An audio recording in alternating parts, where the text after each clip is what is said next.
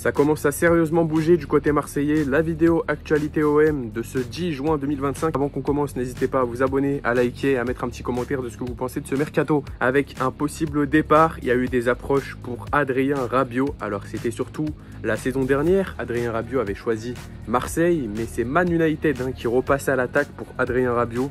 On espère vraiment qu'il va rester à l'Olympique de Marseille. C'est quand même un joueur qu'on a besoin. Même si bon, en sélection, c'est un petit peu moins bon qu'en club, comme on a vu en Ligue des Nations. Mais en club, il est vraiment très fort. Il a quand même rejoint l'OM en mi-saison. Il me semble qu'il n'est pas venu au mercato estival. Il est venu au mercato hivernal à l'OM. Donc quand même, enfin mercato hivernal de 2024-2025. Il a été vraiment un élément important au milieu de terrain. L'un des meilleurs passeurs de Ligue 1. Il a également marqué pas mal de buts. Même au niveau des récupérations, on voit que c'est quand même un sacré pilier, une sacrée pioche. Donc pour moi, on doit le garder. Et si on doit avoir l'occasion de garder l'un des joueurs, c'est lui, c'est Mason Greenwood, mais il en fait partie quand même des joueurs qu'on doit garder. Grosse concurrence pour le défenseur central expérimenté Nayef Aguerd, sachant que la Real Sociedad est également intéressée de lever l'option d'achat du joueur et que le salaire du joueur est élevé.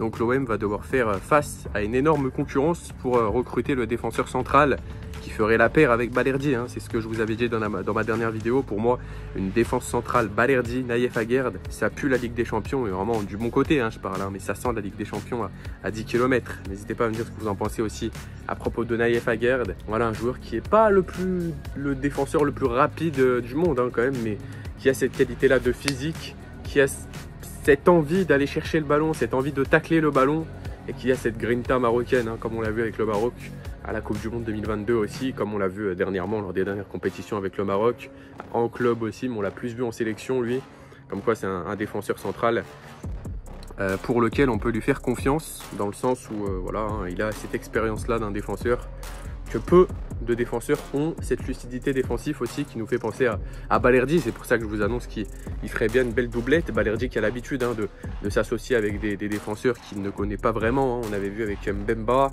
on avait vu également avec Cornelius. Voilà, on verra bien si Cornelius c'est un petit peu moins réussi. Facundo Medina veut absolument rejoindre l'Olympique de Marseille. C'est pas Fabrizio Romano la source, c'est Foot Mercato. Ça annonce peut-être la couleur, je sais pas, je connais pas trop cette source personnellement. On m'avait dit que ça peut être mitigé sur cette source. Mais en tout cas, le joueur lensois, l'Argentin, actuel joueur de Lens, veut goûter à l'ambiance du Vélodrome. C'est ce qu'il a dit, je veux absolument rejoindre l'OM, entendre cette ambiance de l'Olympique de Marseille, entendre ce Vélodrome. Le projet marseillais l'a séduit.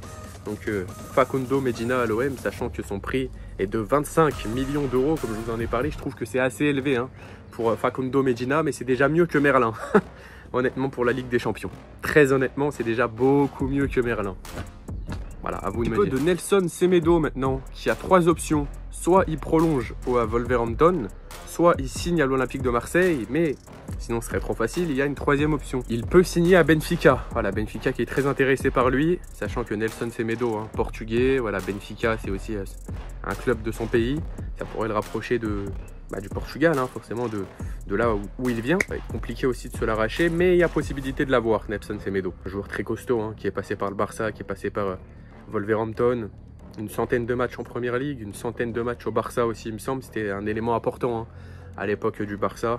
Il me semble qu'il a joué il n'y a pas si longtemps que ça. Donc voilà, on verra bien qu'est-ce qui se passera avec lui. Mais lui aussi, c'est quand même un latéral qui est beaucoup plus costaud que les latéraux qu'on a actuellement à l'Olympique de Marseille. Surtout qu'on va jouer la C1, on ne joue pas la C3, la C4, on ne joue pas la Citroën C4. La coupe aux grandes oreilles. Ça commence à être sérieux. L'OM a dit oui pour vendre Azdin Ounahi. Le joueur a déjà eu un accord verbal avec Brighton. L'OM demande 11 millions d'euros au club anglais pour lâcher le crack marocain qui n'a pas si brillé que ça malheureusement à l'Olympique de Marseille. Lui, c'est un joueur qui a plus brillé en sélection qu'à l'Olympique de Marseille. L'OM s'intéresse à Serginho, donc voilà le Cap-Verdien de 24 ans. Apparemment, il a des highlights de fou. Je vous laisse aller voir, marquer Serginho highlight sur YouTube ou sur Google. Moi, j'ai vu ça. J'ai vu une petite partie, apparemment il est très chaud, très vif, donc agile, ça serait un joueur parfait. Après, voilà, il faut recruter aussi des joueurs qu'on connaît un peu. Je suis désolé de vous dire ça parce qu'à chaque fois qu'on recrute des joueurs, j'ai l'impression que l'OM, on joue au club qui recrutera le joueur le moins connu, le moins cher et qui sera le plus rentable, rentabilité-prix. Mais c'est pas ça qu'on cherche, on cherche aussi des joueurs d'expérience. Greenwood, c'est le joueur, voilà, c'est un profil parfait parce que dans le sens, il est jeune. Il a un tout petit peu d'expérience d'United, il est fort, il a la vitesse, Voilà, il est jeune et il a l'expérience, alors qu'il a que 22 ans. Vous voyez, donc c'est des joueurs comme ça qu'on veut. Par exemple, des Pogba, des trucs comme ça. Après, voilà, moi je trouve personnellement que ça pourrait faire la paire. C'est un joueur qui a beaucoup de qualité, mais on s'est fait avoir avec ces joueurs-là. Je pense à Vitinha, qu'on a acheté 32 millions, qu'on a vendu 5 millions, il me semble, au Genoa. Donc voilà, il faut faire attention quand même avec ce genre d'achat. Longoria le sait très bien, hein. D'ailleurs, son anniversaire des 39 ans qui a été fait hier doit lui rappeler la chose. Comme quoi, il faut maintenant réfléchir un petit peu plus profondément à ce qui va se passer pour l'avenir du club. Mauvaise nouvelle pour la fin, Igor Tudor pousserait pour que Balerdi rejoigne la Juve. Voilà. Donc on risque de recruter Naïef Aguerd, enfin pardon, on peut recruter Naïef Aguerd, mais on risque de perdre Balerdi derrière. Parce que Igor Tudor, ancien coach de l'OM, voilà, il passe le message, recrutez-le, je le connais, c'est un bon défenseur. J'espère vraiment que Balerdi ne va pas se laisser séduire par ce projet-là. Il mérite mieux que cela, l'OM est en Ligue des Champions.